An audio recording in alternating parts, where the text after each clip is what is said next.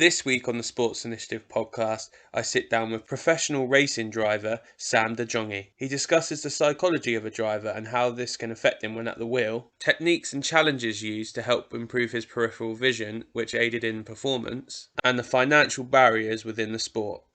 I hope you enjoy.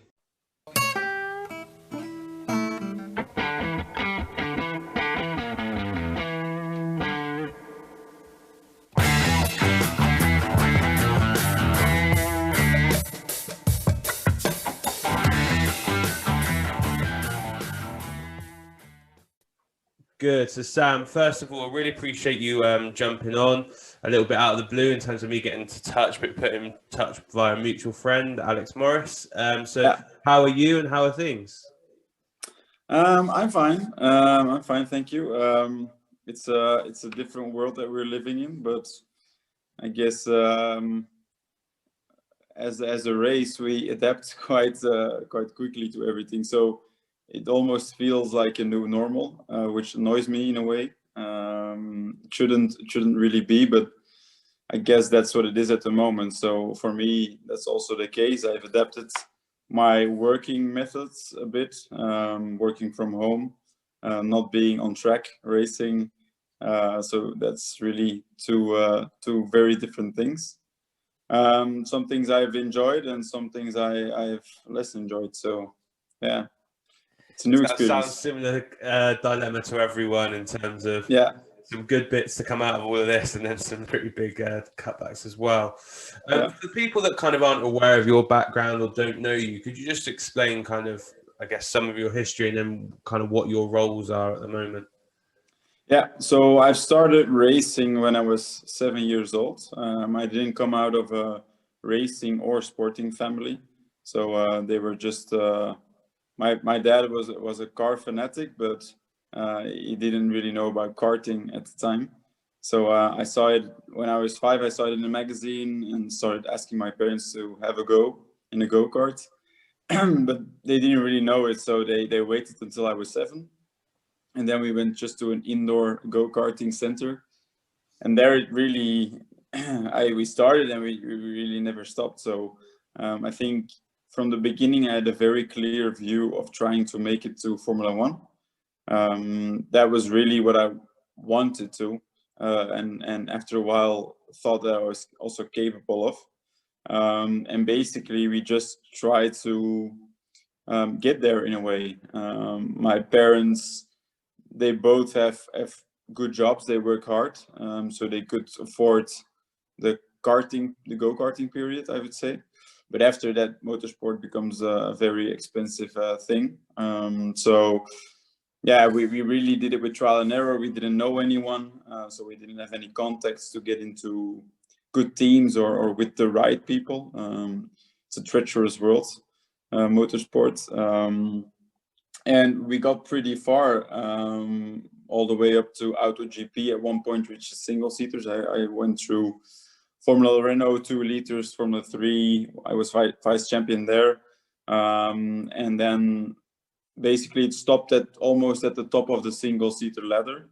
And there I also felt that I wouldn't be able to find the money to really get to F1. So I did feel that I wanted to keep on racing.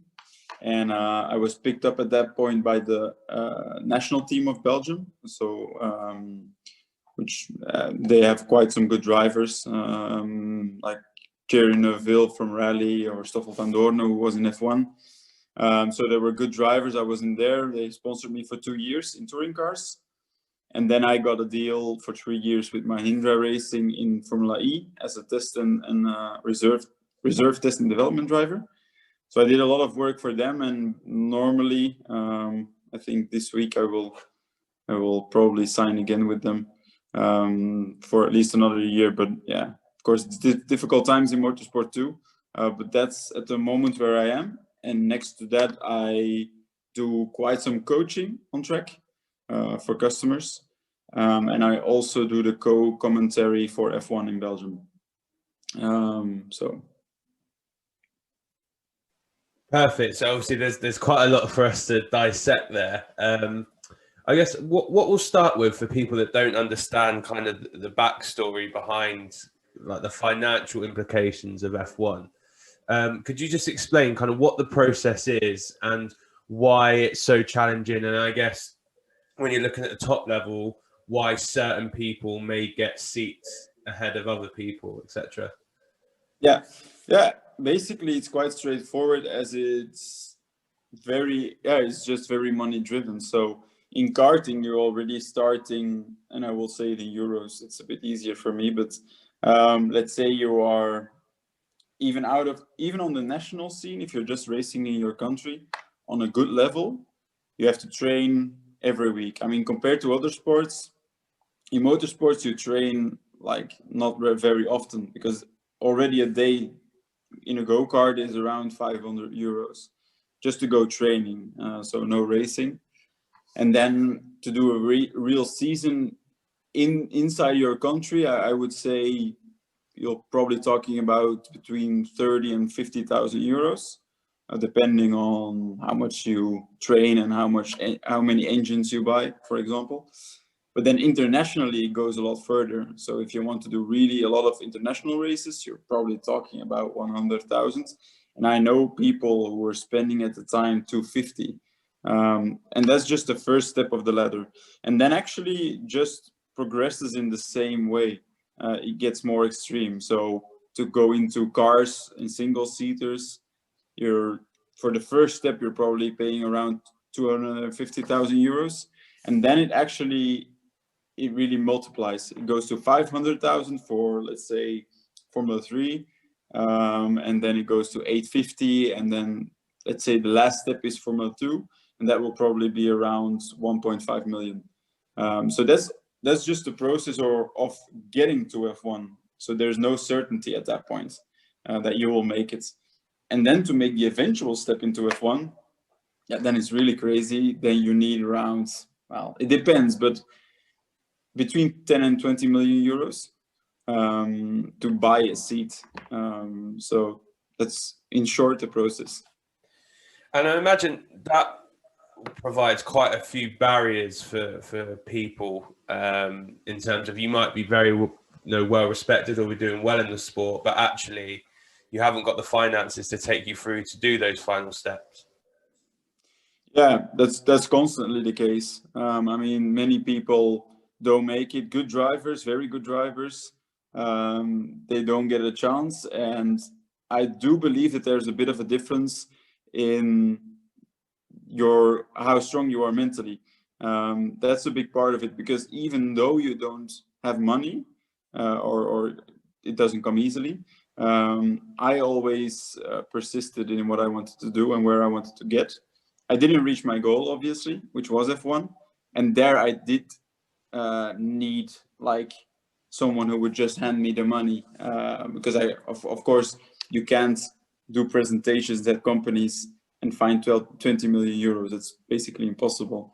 But because mentally I was quite strong, I think, I did reach my goal of being paid to be a racing driver. And I think there is a big, how do you say that? It's a big filter, let's say, for the people who really are persistent in it, and those who sometimes think they are persistent but don't want to go all the way to get their goals.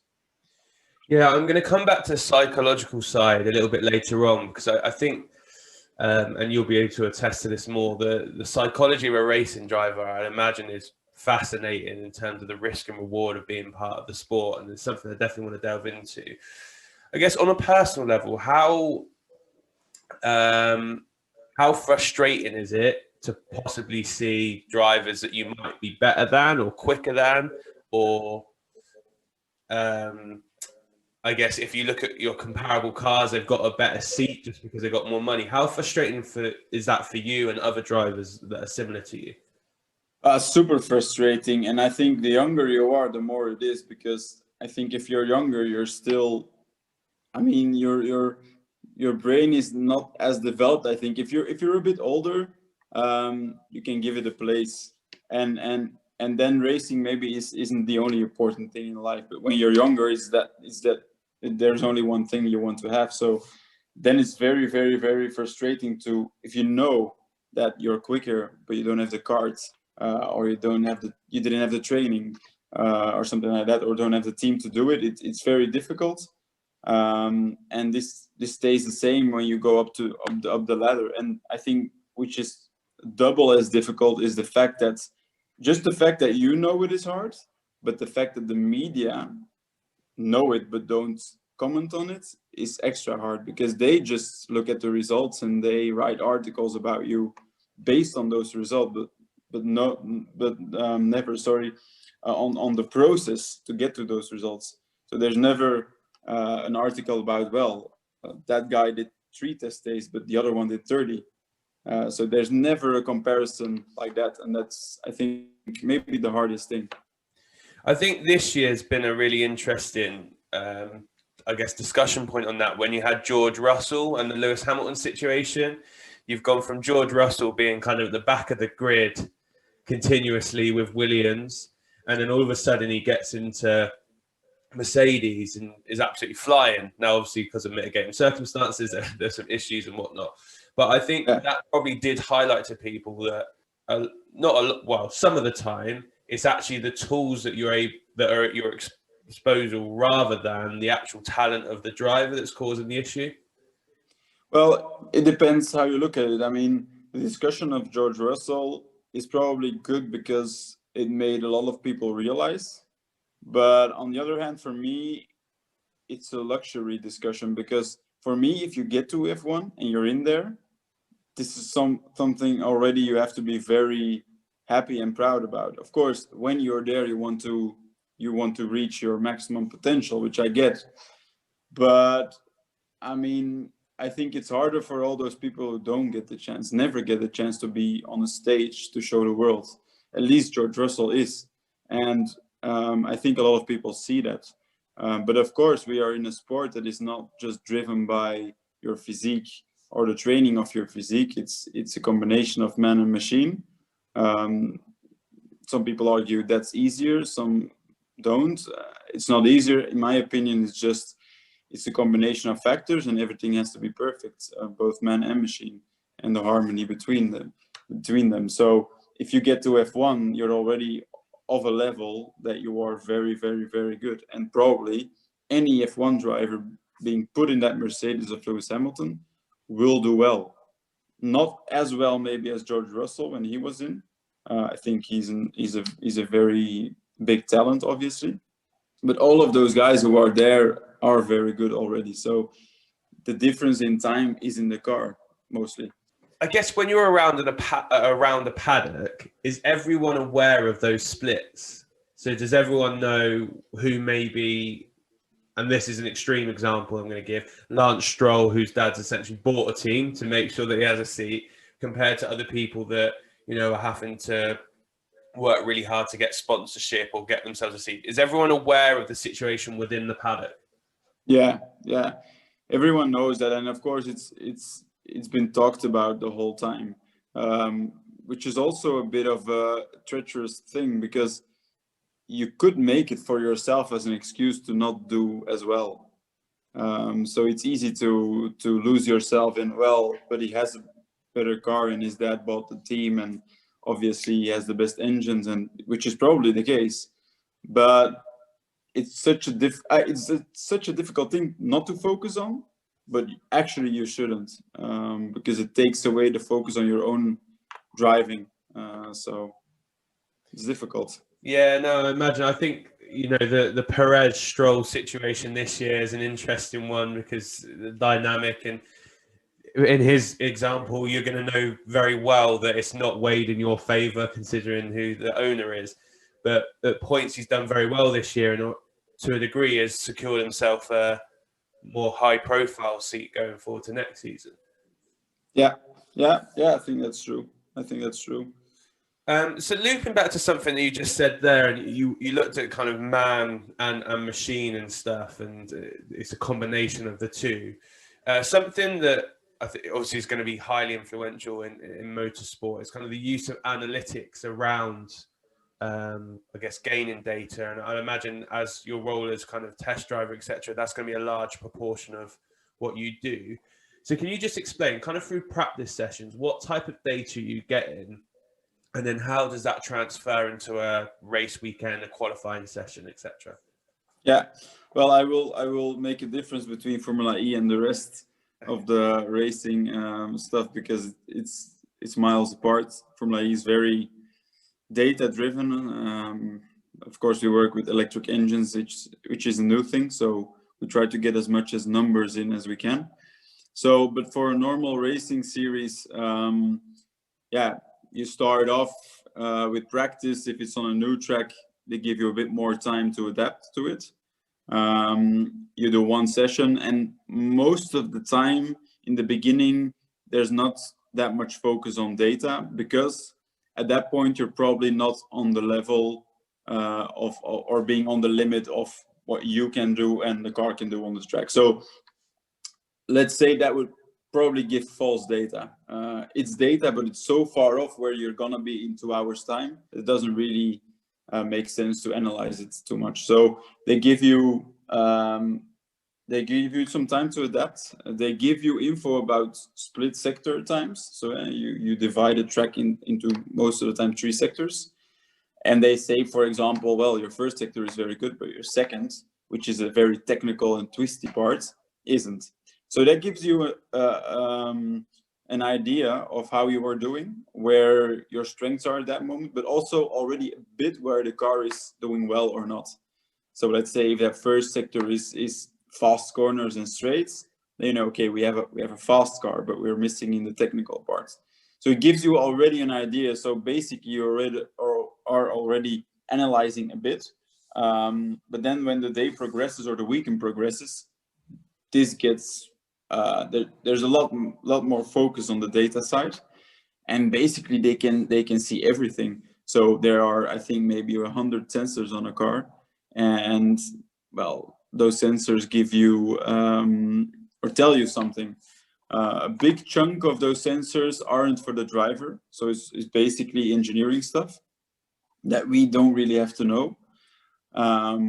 But then when you start to look at the angle of the steering wheel in every corner, the brake pressure is one of the biggest.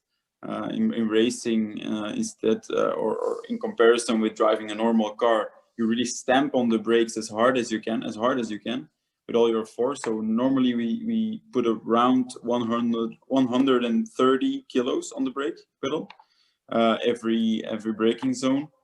And then you bleed off the brakes, and that whole process is quite a complicated thing. So there's a lot of focus on that, and then throttle, of course, how much throttle you apply everywhere. So those 3 things are mostly analyzed at that point. And then when I guess the engineers back at in the paddock are, I imagine, looking after parts that might have to be used over multiple races or certain areas of concern, etc. How quickly are they able to kind of analyze that data and flag up to you if there is an issue with something, or if you are losing time because of certain issues? Well, they know it quite quickly. There's normally, of course, the higher you go up the ladder, the more engineers you have for one car. So on the top level, also in Formula E, you have, well, basically around 10 to 12 engineers looking at your car, and they all have their own task. They all have their own data, their own numbers, their own graphics. So their own graphs. So they can really see quite quickly, okay, in my area, something's not right. And they will probably, before telling you, will discuss it between the line of engineers who's responsible for your car. And then after, when you get out of the car and there's a real debrief with everyone, then it's also discussed with you. But if it doesn't directly translate to you as a driver, if you can't really do something about it, or it doesn't affect you that much, they won't tell you. But of course, if you're losing from one lap to the other 1.5 seconds, and it has to do with the car, and you can't fight, for example, during a race because of it, yeah, then they will inform you to, yeah, just do your job and try to stay on track, but we're gonna lose, basically. Can they do anything remotely? Are they able to adapt any like pressures or anything remotely, or does it all have to be during a pit stop or between practices? Yeah. Yes.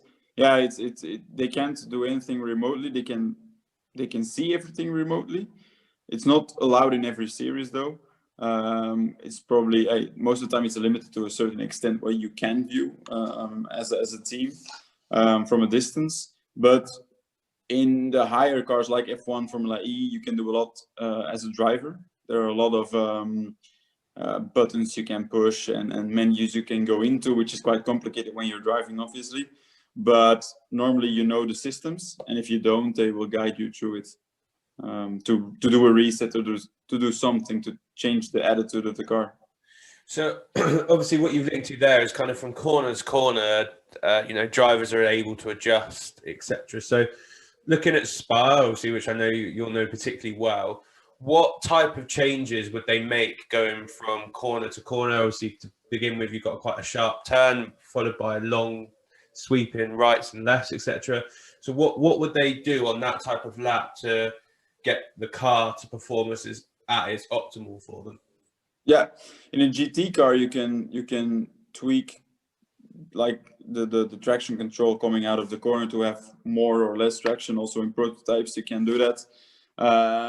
It can have to do with the ABS, so the braking can be adjusted. Steering wheel input, let's say. So we have in most of the cars you have power steering, so you can adapt the level of that to give you more or less feeling. You can change the brake bias, so that means how much percentage of the braking is at the front or the rear, and this can affect, for example, the tire temperature.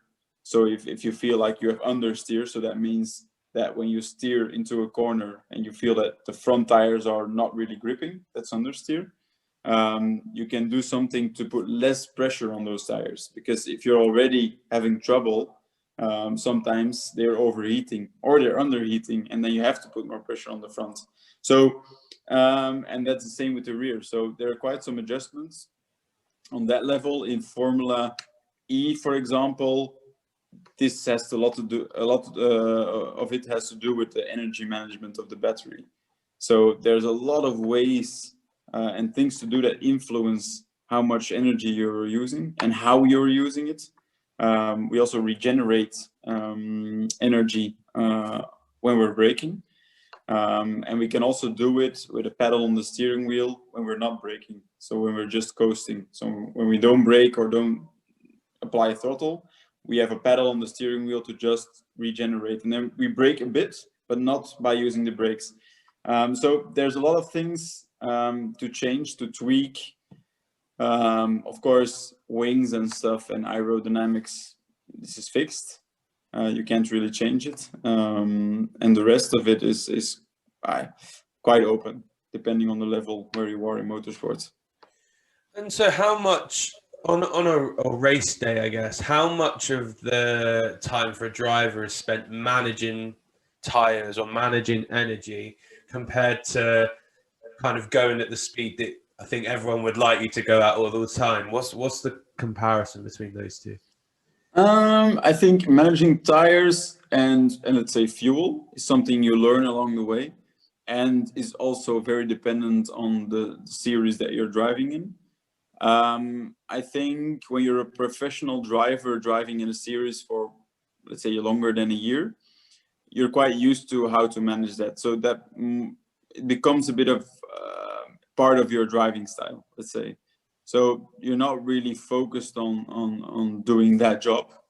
So I think when you're used to it, you get into a frame where you can push within that frame, that you know you're not destroying the tires or burning all the fuel. And then you're pushing as hard as you can in that frame. If they ask you to do quicker and they say, okay, it doesn't matter, it's 5 laps and you can push. We have enough fuel in the tank and the tires will probably last. Then you can go to the next level and you know how. In Formula E, it's the trickiest, I think, at the moment in motorsport, because as I said, with all the energy in the battery is quite complicated. So there it's a very difficult process. You really have to, for a big part of the race, you're under driving. You're actually maximizing the speed you have with the energy you can burn, but that's so limited that, of course, if you would look at it from a driving side, you're driving very slow. But to be inside that frame of not using too much, but you're able to be quick, which is 4, 5, 6, 7, 8 seconds, sometimes slower than your qualifying time, is very, very hard. So it's maybe weird, but it's a mindset. If they tell you to go all out like you do in a qualifying session with all the power available and you don't have to mind the tires, do 1 or 2 quick laps, you do it, and it's hard, and that's probably the most enjoyable for us as drivers. But on the other hand, in a race, it's also very hard, even being 8 seconds slower. So it's a complicated process. Have you seen people challenging strategies with that? Because I'd imagine like some teams may have tried, will go hard early, try and create a gap from everyone else and try and maintain that, where others might go for, if we can just stay within the pack, we'll go hard later on. Or so is that probably part of Formula E that you don't get in other types of racing? Yeah, well, you do get it in other types, but probably in a less exaggerated way. And I think that works, but it only works out when the rest of the pack is doing what you expect them to do. So that's a difficulty also about racing.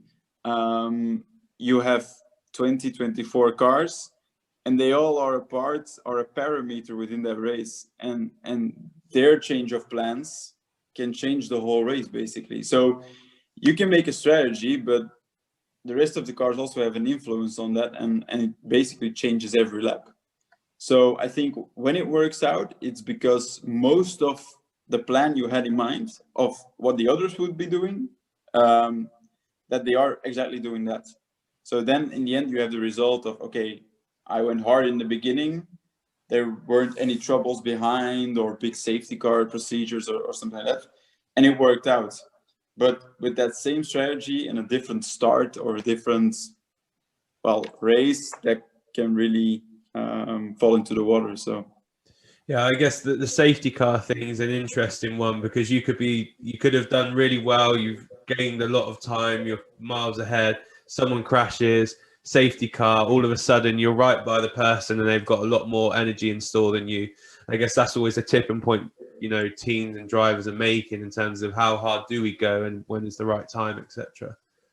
Yeah, for sure. I mean, as a driver, I think you don't try to think about it, because it's something that happens within the race, and you also await the feedback of your team at that point, of what to do. It's always good to be able to have an idea in mind when it happens. So I think, as in every sport, it's good to be prepared mentally. So if you can think along with your team, it's easier. You're just better prepared. But most of it is done on the pit wall. I mean, there are a lot of smart guys there, and they also have they're under pressure as we are in the car, but they have a lot more info. So one question, which kind of links to the sport that I'm in, which is mainly football, and there's kind of like an analytical side that's being introduced into football more and more. And I think the challenge for us at the moment is to be guided by data or use of data, but not be driven by it and look for that. For you as a driver, how do you balance that? Because I'd imagine, like you said there, people could say to you, "Oh, you're struggling on this sector or this corner." So how much do you do by feel, or how much do you do by looking at data and figuring out where there are issues, and whether it's your driving and your cornering, or whether it's the car setup or whatnot? So how does that look? Because I can imagine that'd be quite challenging to figure out which one's which. Well, I don't think it's very challenging, as it's just part of who you are, and if you follow that, that's probably the best way you can go. So I am in my nature, let's say, I'm not very analytical. I wasn't good at maths in school. I was very bad, actually. When it came down to physics, also in school, I did understand, because it was more something I could link to my racing, and which interested me. But I'm not someone who's naturally talented with numbers or being quick with numbers. So being like this, I always try and figure it out myself. And that's the same with my approach in a car. So what I like is that people, when I drive a car at first, for me, the best thing to do is just to be almost left alone and try to figure out my ways. But I do have a very natural feel of what the perfect line to drive is. And I'm someone who also in daily life, I reflect all the time. It's something that naturally happens. And I also do it in a racing car, and this probably speeds up my process of learning something. So I was always able to learn quite quickly a new car, a new track, and be quick at it. On the other hand, I believe 100% that you need data. I also enjoy looking at data with someone, with a good engineer. It's very enjoyable. But also there's a difference between approaches. Because some engineers, or most of the engineers, in comparison with me, they are very analytical. So they are very talented on that side. And they also believe in it firmly. And they believe less in psychology and stuff like that most of the time. So they say this is a number, so it is like this. And that's sometimes difficult. You have to find a very good harmony between those two sides. And that's also why they always say your engineer has to be a person that's very close to you, where you're comfortable with, because you have to believe each other.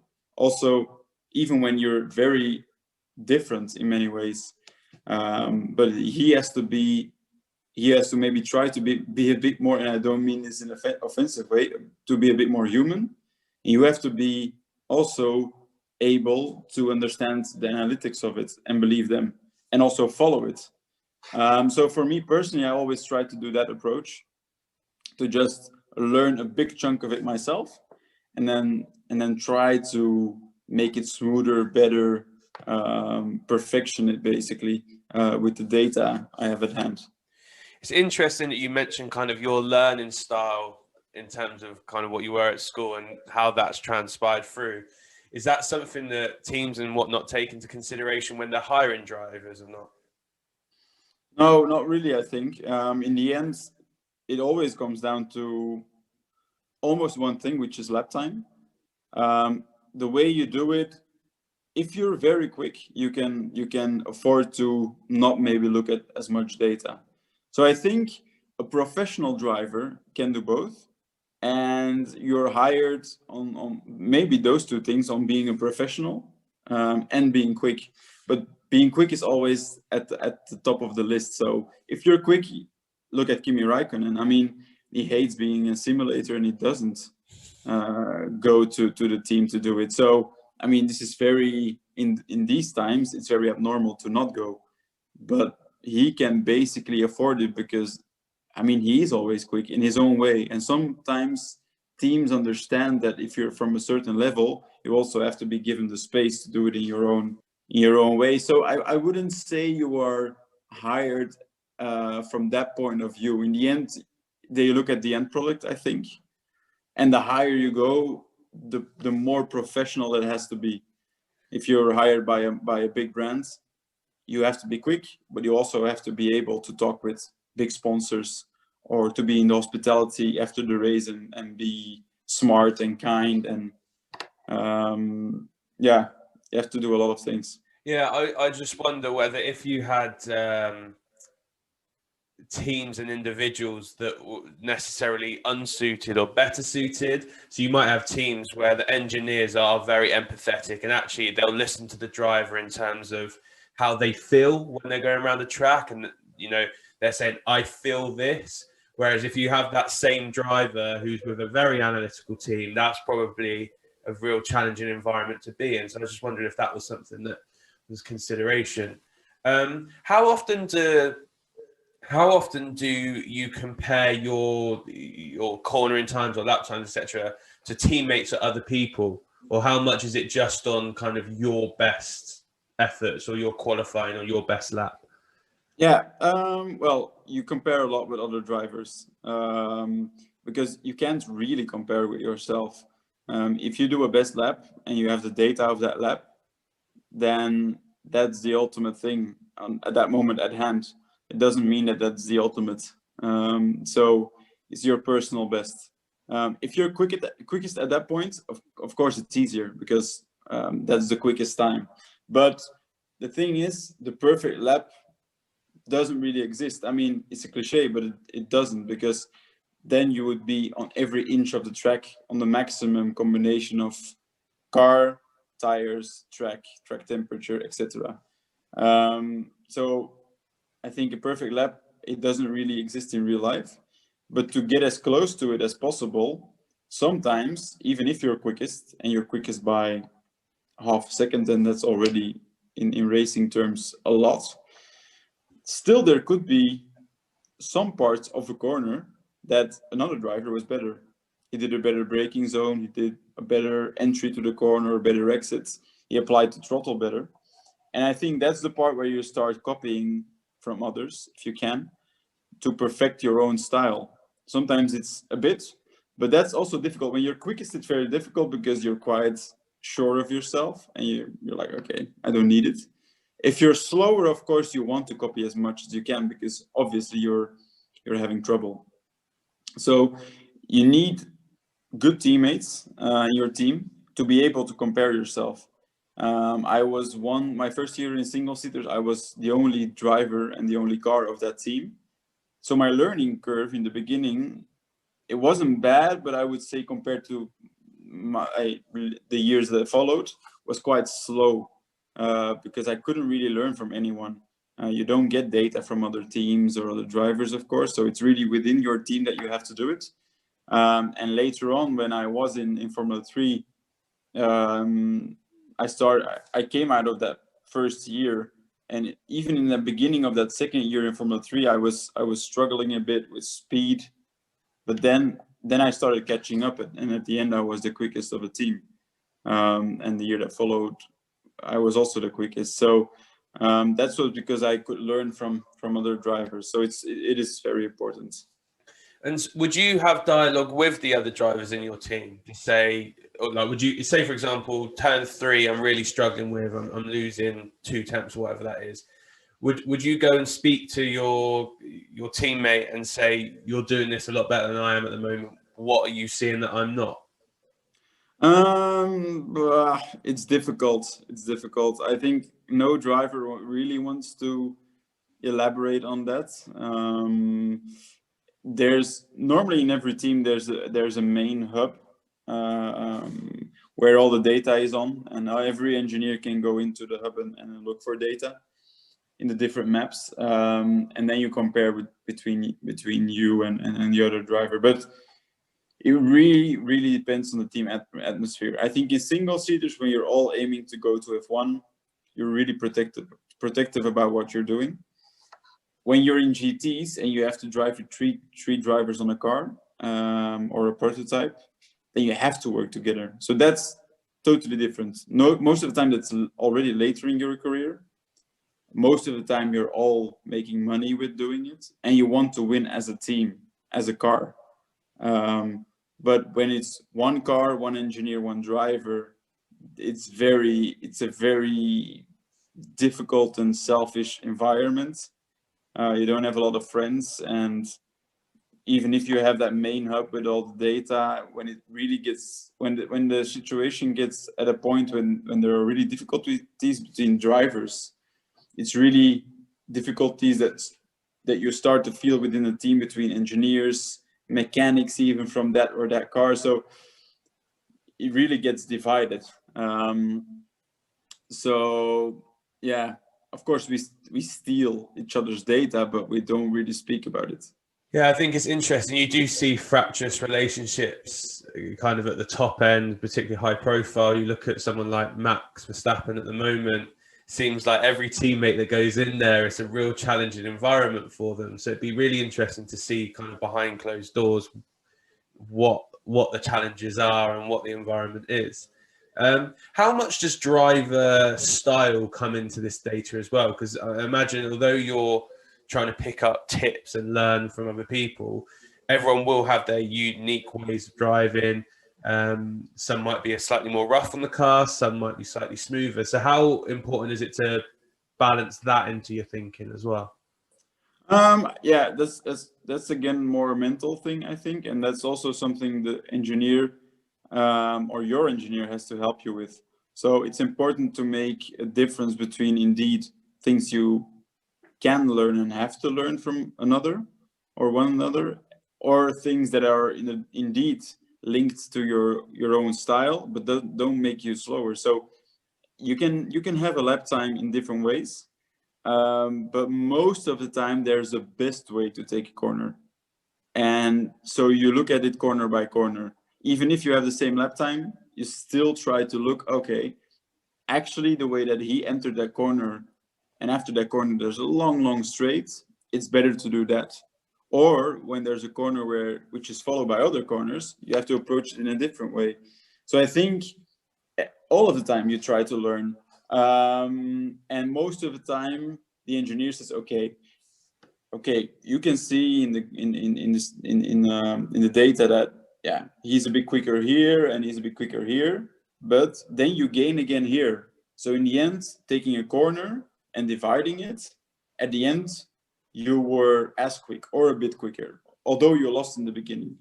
And most of the time, a good engineer translates that to you have to adapt or not. So I think yeah, it's something that's based on the way you work with your engineer. So obviously we just discussed a little bit in terms of the psychology earlier on, and something that I think was fascinating. So I guess the easiest question to start with, when you're sitting at the start of a race, and you've got all the other cars and people around you, and it's just the cars and the drivers, what's that feeling like for you in that moment? It's difficult. I think, as with every sport, it's intimidating. I mean, it comes down to how much you believe in yourself, and you really have to believe in it. Like you have to be convinced that you're the best, I think, or one of the best. I mean, you can be the quickest and still respect the others, of course. But I think at the start of the race, it's something that goes to the max. That thought process goes to its maximum volume. So then you're really starting to stress out a bit. For me personally, I can only talk for myself, of course. It didn't always have to do with. It had to do more with the anxiety about failing or to fail than it was about the other drivers. I just didn't want to make my own mistakes. I just wanted to do the perfect job, and I knew that if I did, I would be the quickest and I would win. But it was more that thought process of, damn, I don't want to make a mistake at the start, or yeah, you just go through the emotions and the possible situations in a race. But like with every sport, I think there are people naturally who have less influence from it, or just relaxed naturally. And then there are people who are very, very stressed out. But I think those both types learn along the way to manage it better. And how do you manage kind of the risk reward situation of driving? Because I'd imagine there's going to be points where you're going to try overtakes that might be, a little bit sketchy, for lack of a better term. Yeah. Or, if you make a mistake on this corner, you're out of the race. So how do you manage that pressure as a driver? I think you learn it by doing it, so it's a bit trial and error. But I think when you're really convinced that you're quick, it's not super hard. You really have to be you're fueled up basically, and the adrenaline is pumping. So when you would be outside the car, you would think about doing an overtake. It's different to when you're in the car. When you're in the car, there's a lot of excitement of driving the car, and the adrenaline is really going through your veins. So it just makes you a bit braver, I think. But of course, you do think about, is it a smart thing to do? when you're driving in second position, you feel that you're really quicker and you have 8 laps to go. I think you think about a strategy of approaching it. And then you also have quite a lot of opportunities to try and do it. But when you're in the last lap and you're fighting for a podium position, or you're fighting for the win even, it's, yeah, you have a lot to lose too. So it's very difficult. I think it really depends on the moment in a race, but also a moment in the championship where it's maybe stupid to do it. At the beginning of the season, I think you're a lot more relaxed because the influence of the action isn't that big. If you try it and you're out, okay, it's the first race of the season. You still have 10 races to go. I mean, you can make up for it. On the other hand, maybe for me, which had more of an influence, was the fact that I couldn't really afford to crash out because I couldn't pay for the spare parts. So I learned to try and drive on the limit with my wallet in my pocket, let's say, and knowing, okay, I can't try something really stupid or super dangerous, but within that state of mind, I try to maximize it. Yeah. Do you think, say for example, you had billions of pounds behind you to support you in that, do you think it would have changed some of your decision making? Oh yeah, a lot of it. Yeah, I'm sure it would have changed my approach. In what way do you think? I would be more free to try stuff, also on test days. Of course, I would do more testing, a lot more than I did in my life. But I would also be able to, I mean, if you ride off a car, that's a learning thing. So you try something and you feel, okay, that was over the limit. It makes the idea of where the limit is more, how do you say it, more precise. So every time you would do that, you would get a clearer view on how it would feel to almost go over it. So you get better at it.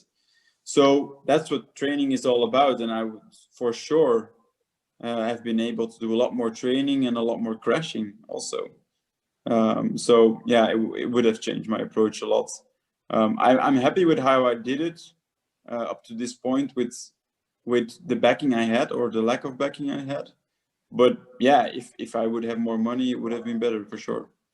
No, I think it's a really interesting discussion point because you know, linking this to other sports, maybe there's not the financial implications to all of it. Granted, you've got contracts and stuff, so there will be a little bit, but to a degree, you're looking at it going, what's the external pressure? So is it a regular, Sunday morning game that someone's playing in, or training session, or is it a World Cup final?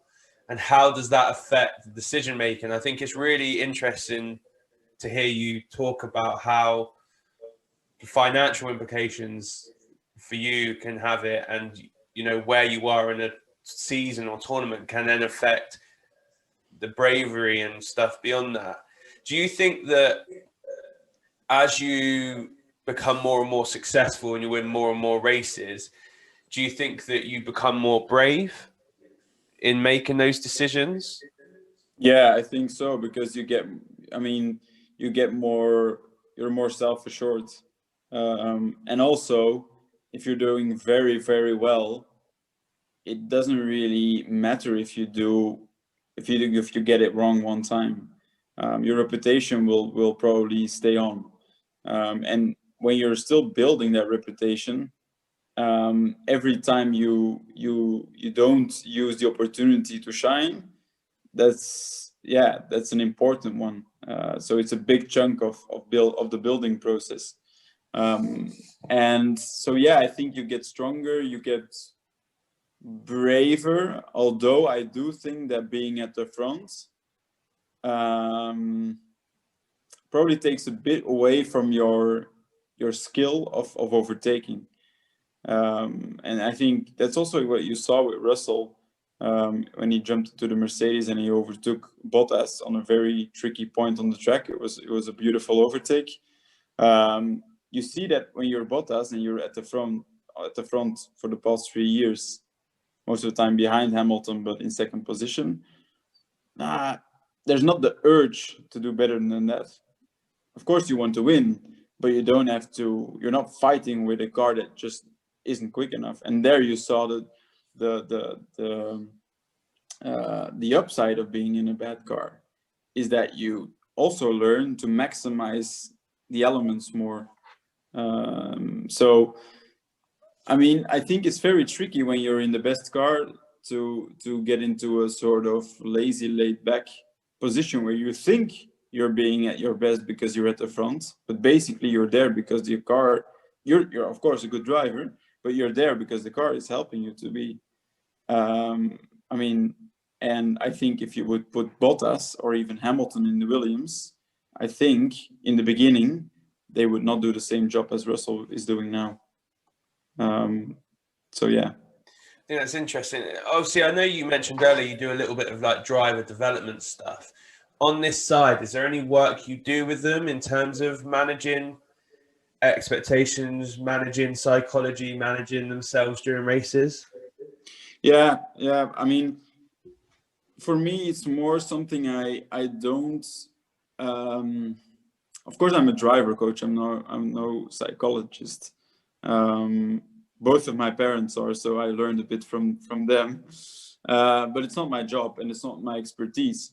So I try to more learn them a way of thinking, but not as a how do you say, not as a thing on itself. I just try and feed them through driver coaching, but also get the psychology part between it. So it's more like one package, because I think a lot of drivers, they don't really like that part, and they think that if they have to think about it, it gets worse, or they lose their confidence or something like that. So for me, I really combine it. If I talk about taking a corner, I try to say also like how you feel at that moment in the corner and why you should do it. So yeah, I don't really focus on it, but it probably is a big part of my coaching. I think that's interesting, describing the feeling for them and how you feel when you go for that corner. It's quite a simple way of doing it, but I'd imagine it, it frames that for them in terms of what their expectation might be.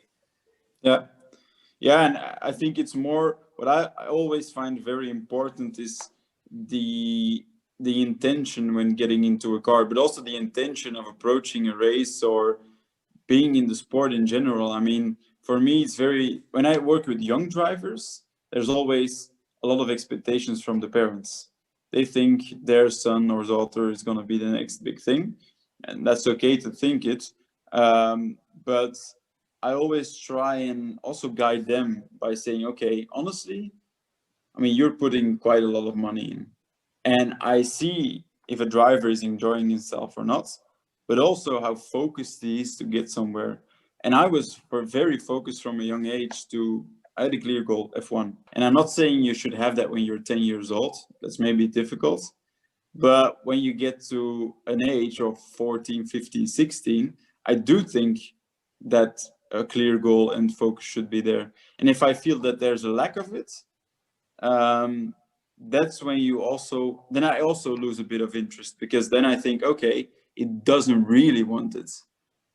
If you want to do it as a hobby, fine, but then it has to be clear cut. Okay, it is a hobby. We're not trying to push him into motorsport and pouring a lot of money in. So for me, it's really more the intention of what you want to do.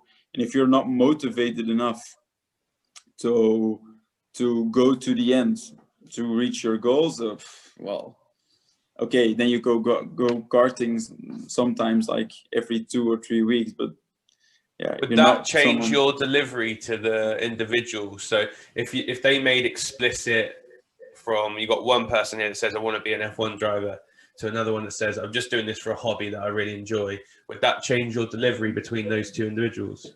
Well, it changes a bit the point of view from my side, of course, and the way I approach it. Yes, of course, I always try and deliver my job, but I do it based on what the customer wants. And if the customer is a daughter or son or someone who is still quite young and wants to get somewhere, I will approach it in a more also analytical way, and treat it as such. But if someone says, "See, Sam, I want to be better at driving, but I don't want to per se get somewhere in motorsport. I just want to enjoy myself." I also try to not give them too much details or too much data, because that's not really a fun thing to do.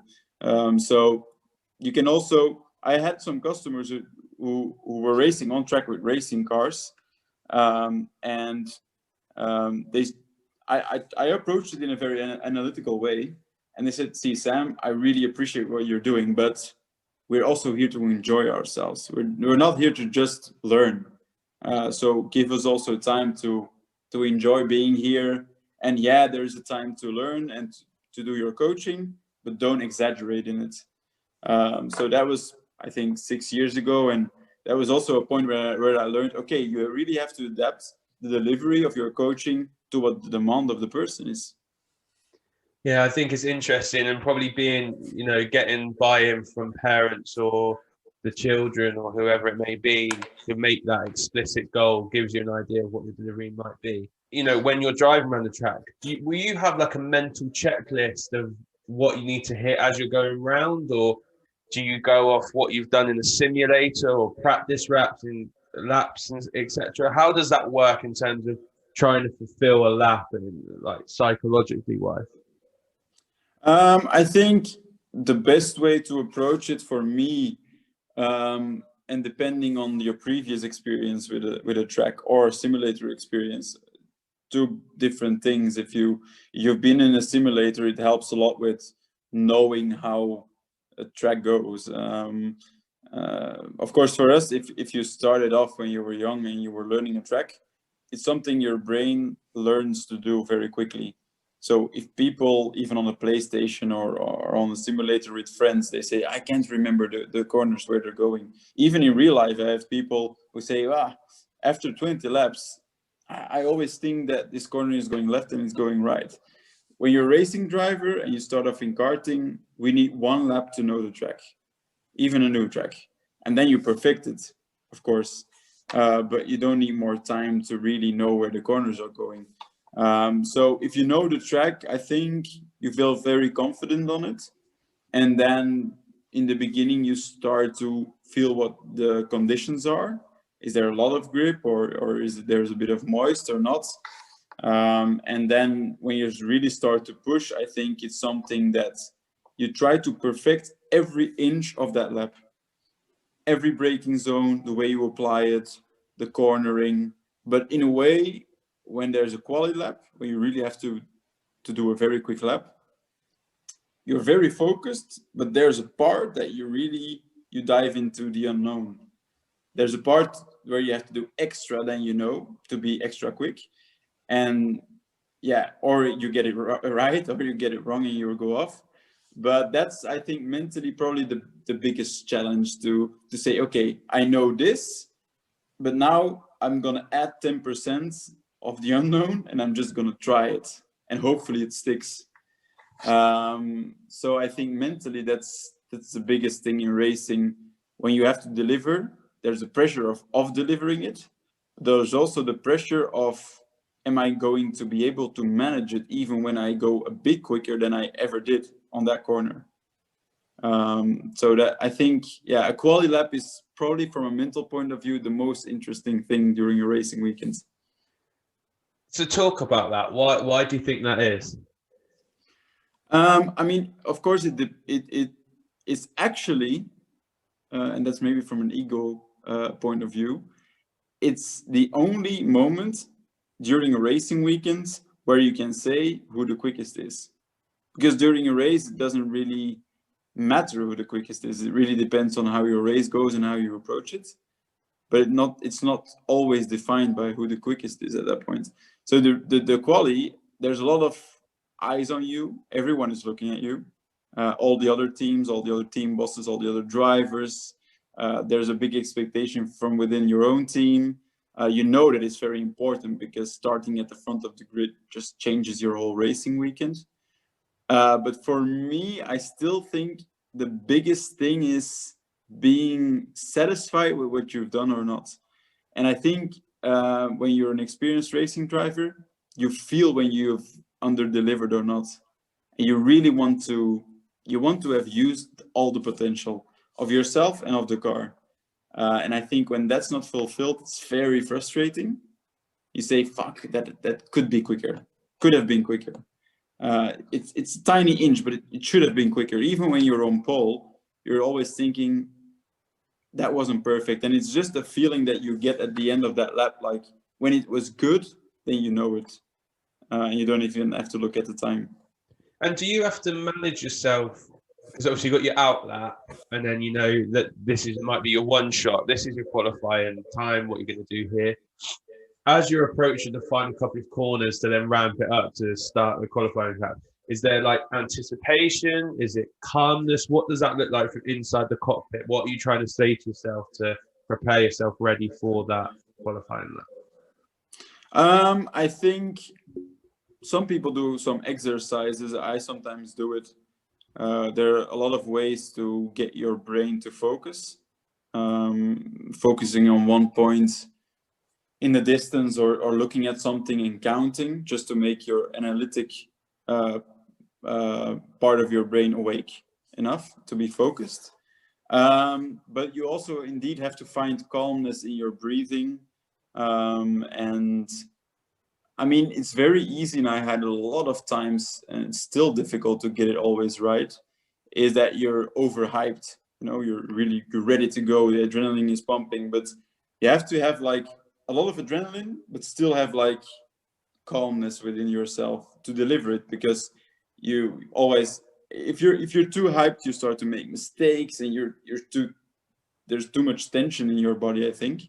So that combination, I think, is quite tricky, but that for me is what I try to achieve before a lap, that my analytical side is awake, but that my maybe emotional side is more down to earth. And how did you begin to learn that? How did you begin to master that skill of kind of calming yourself to a point where you can be analytical of what you're doing and try and take a little bit of the emotion out? I think a big part of it is self-reflection, which I of course did from the start, and which came naturally for me. And my parents probably pushed me a bit into it. So after a while, when I grew up, it became part of me. It wasn't really an exercise. But I also seek some help from coaches who would work with other athletes on that side of the story. So really the mental part. I also did a lot of eye training. So that's actually an interesting one. But when I was growing up, I still have very good eyesight. So I'm lucky to have that. But my mom was working with someone who was specialized, and he was also hired at one point by an F1 team. A Belgian guy was specialized in eyesight training, and they actually only worked with people with learning disorders in schools. And by doing a lot of exercises, basically the eyesight of the students became better, and most of the time the grades went up too. So at a point where I was in karting, I had a lot of starting crashes, because in karting, when you're not driving a shifter kart with gears, it's a rolling start. So you're with 34 karts. And when I became stressed, my eyesight really closed up, and I really like tunnel vision. And I didn't have the peripheral sides where I saw everything, and I got into a lot of crashes. And at a point we said, okay, this has to stop. Why is it? And then we started to work with the guy, and he started to train me. And well, the funny thing was, at that point in time in school, my grades were really below average, and my eyesight became better. I didn't crash anymore, and my grades went up like this, and I graduated as second best of class. And I didn't learn more or study more or change my approach. But what he said, and I thought that was interesting, he said, your eyes and your eyeballs are basically parts of your brain that are that you can see, or are how do you say it, go outwards out of your head. So it's, as you train your brain in school, you can also train your eyes. We don't use the full potential of our eyes. And yeah, you can, there could be people who say, I don't believe it, but you can prove it. And I What type of learned things to, was he doing with you to try and improve this? there are a lot of things, but it has to do also with with memory. So let's say we would have a big board with lights on them, and there would be, I think on the board there would be buttons with red lights in them, and there would be 150 buttons very close to each other. So you would start off with one light would go on, and then you would click it. Then that one light would go on and the second would go on, and then you progress, and then you try and do as many lights as you can. So it has to do with memory, with the position of it being, the light is in that position, okay, I look at it, but I can't really focus only on that because there are also other lights that I have to look at and still tick. So that's one of the things. At one point we did a lot of exercises on the computer, just like with a USB stick at home, where you would press enter, and at that point a set of digits would come on, let's say 34, 12, 56 and 90, but they would flash on like this, always quicker and quicker, and you would have to put those numbers in. In the beginning you put the numbers in, it's very difficult, you get it wrong, then you get it right, and when you get it right you start to do add something, and you start to do that whilst throwing a ball in the air.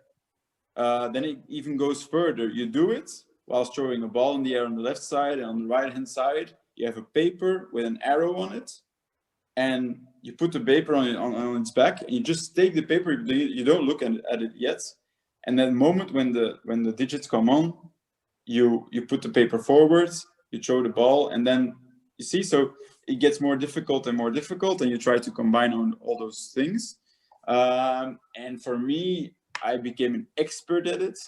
I basically almost became their best student to do those exercises because I was really motivated. But in racing, it really helped me, and at school too, which was a nice result. But I didn't really go for it. I mean, that wasn't the reason of doing it, but it was nice to have that too. I think it's really interesting, just the way that you're using your peripheral, but it's kind of being able to focus on multiple things at different times. And I can imagine why that would be useful at school, because you might be focusing your work, but then you hear a noise, and normally you do that, and now you're distracted, and you're like, oh, where was I? Where actually now I can focus on my work and hear a noise, see what it is, and that's, Yeah. I know there's nothing to be distracted by.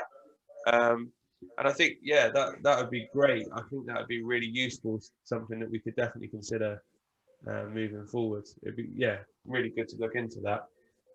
I guess what this also links into as well is the physical side of driving.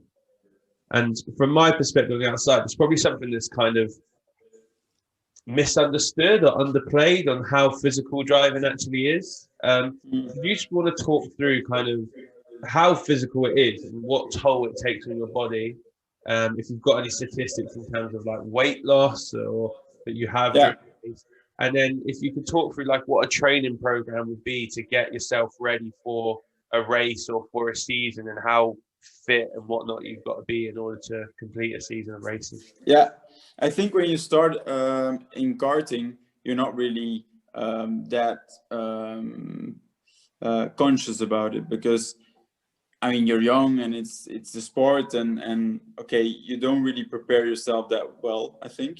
But by driving a lot, and in karting you drive a lot more than you do with cars, because those days are a lot more expensive. But already in karting it's very hard, because a body at speed, just at speed, I mean, goes through how do you say it? Through forces which you can feel, which can tire you. I mean, already physically, but also the concentration side. Your mind has to be a lot more awake. So that also is quite tiresome. And karting is the tracks are quite small. There are not a lot of straights to take a breath. So it's quite difficult. And then I think when you progress through motorsports, of course, it becomes part of your routine. And most of the guys start working with a personal trainer or someone who really give them more advice on how to do it. The biggest thing in racing is obviously the G's you are pulling, the G force in a corner. So 1G is one time your body weight pressed against you. So if you're in a racing car and you're doing cornering speeds of 200 kilometers an hour or 250, there probably is 3, 4, 5 G's on your head, because the rest of your body is quite strapped with how do you say it? The belts. The belts, exactly. But your head is loose, and your legs are also loose, but they're in this monocoque, so you're quite firm there. But your head is loose, so that means it's 3 to 5 times the weight of your head pressed against your head like this, and you have to keep your head straight. So this is very difficult. And when you're braking, it's the same thing, but then going forward. So every time you brake with a high downforce car, it's between 3 and 5 G's. In F1 sometimes more. So that's very tiresome. And then the concentration side, of course, is there too. So I think when you're progressing, your concentration on that part of racing is going up, and you're becoming a real athlete, and a very diverse one. We go cycling, swimming, running, but also strength. So it's not one or the other. You also really need to strengthen your upper body to hold on to those G's. And then specific neck training. So I think, as with any athletes, you prepare yourself. I think the only difference with us is that we don't prepare ourselves by doing our sport, only our sport. A lot of cyclists, they go cycle to do what they do. We don't drive to train ourselves physically. So this is something we do outside the car. It's a lot cheaper and a lot easier to organize. So in terms of weight loss over a race and whatnot, how much at the top level, your F1s and stuff, how much weight would a person lose? Because it is a physical activity, like you've just said there, as well as having to focus so much. How much weight would they lose over a race? It depends, but it depends a bit on the outside temperature and the temperature inside the car. When you're in an open car, like an F1 car, it can be very hot, because it's already hot in the cockpit because of the engine is strapped to your back. But also the outside temperature and the how do you say, the level of humidity, yes. This is a big part of losing weight. But for myself, for example, I did 24 hours of Spa in 2018. It's in the summer, and at that point there was a heat wave in Belgium, and it was 37, 38 degrees. And I was inside an Aston Martin with a V12 engine, and the engine would be in the front, and then there would be the exhaust would basically run down where your legs were, almost in a safe way, but it's close all the way to the back and the side.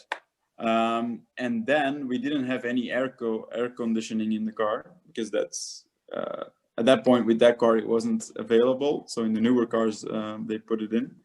It's also weight, but at that point in the car it became 75 degrees, and we would do a stint of 3 hours. So I would be weighed before and after I drove, and I would lose within those 3 hours 3 liters of water, or I would lose 3 kilos of weight, which is quite crazy. So I'm assuming when you get out, because you're going to have to do another stint in 6 hours or whatnot, you're trying to replenish yourself with fluids, food, and you're trying to get some rest as well, right? Yeah, in a GT car and even in F1, they have bottles with drinks. Most of the time it's not just water, because water just vaporizes, it doesn't give your body anything. It cools it down a bit, but in the GT where I was driving, and this is no joke, after 20 minutes it was almost tea. It was hot, and we put a lot of ice cubes in it in combination with sports drinks. And we would most of the time also take some tablets with salt to keep everything inside your body, and to keep it hydrated. But you would have to drink during driving, and that would be 1 liter, 1/2 liters normally. But afterwards, yeah, you try to eat the right things and get your body, gives your body some energy it needs. And in terms of preparing yourself for a race like that, what would your training schedule beforehand look like? So obviously, I know you said there that you could be going to gyms and cycling, running and stuff. Have you got an example of what a week would look like to make sure you're in physical condition to perform at your best? Yeah, depends a bit on the weather outside, but I think you would try and you try to train 6 out of 7 days. And let's say you would try and go on your bike or go cycling 2 or 3 times, and you go running 2 or 3 times a week. And then add that with, well, most of the drivers do 2 trainings in a day. So you have the conditional side, which is cycling, running, swimming. And then you would try to do some power training also throughout the week, but not every day, obviously. So yeah, a Monday could start off with 3 hours on the bike, and then in the morning, and then 5-6 hours later do a set of 45 minutes body weight and planking and abdominal training, let's say. A Tuesday then could be running in the morning and maybe not do power training, but Wednesday you get on your bike again and do it again, a bit like Monday. And then Thursday again running. Friday could be only power, but a bit more power training with real weights. And then Saturday normally would be running or biking again, and then Sunday really a day off to not put too much stress on the body. And towards the racing weekend, you would really decrease that amount. So you can go cycling is actually a very good thing to do, because it doesn't put a strain on your legs or your knees. Running would probably be a bit less, and then the power training, I think 3-4 days before you get into a car, you really minimize that. Just resting, ready to perform at that. Yeah, so there's no strain on the muscle, or it's just in a calm position, let's say. Perfect. Listen, Sam, we're almost at the end of our allotted time, so I'm going to ask you one question, which is something that I ask everyone, and I'll probably change it a little bit for you. But who's the best driver you've competed against, and why? It's very difficult. That's a hard one, I guess, because there's a lot of drivers in my head, but I'm thinking, who's the best driver I competed against? I think one of the best for me is Antonio Felix Acosta, who is in Formula E. And I think I only drove a couple of races against him. But already at that point in time, when I was 14 or 13 years old in karting, he was already at the front. He was very quick, very composed already, I think. And he didn't quite make it to F1. I mean, he was a Red Bull driver and test driver. And at the moment, he last year became champion Formula E. But for me, as a driver, as a package, he's very good. So he's quick enough, obviously. Maybe not the quickest compared to, let's say, a Max Verstappen or some of the other drivers who did get the chance in F1. But he was a combination of quick, smart. He can work with big teams, with the expectations of big teams and brands. And he just delivers on every aspect of being a very professional racing driver. So I don't know. It's a difficult and a tricky question. Maybe I'm forgetting someone. There are maybe drivers purely in speed that I would also consider, but then as a package, I think he's very strong. Perfect. Listen, I really appreciate your time, and definitely some stuff that I can go away and look at trying to integrate into the training I do. So appreciate that. Stay safe, and hopefully catch up with you again soon. Yeah, you're very welcome. Thanks.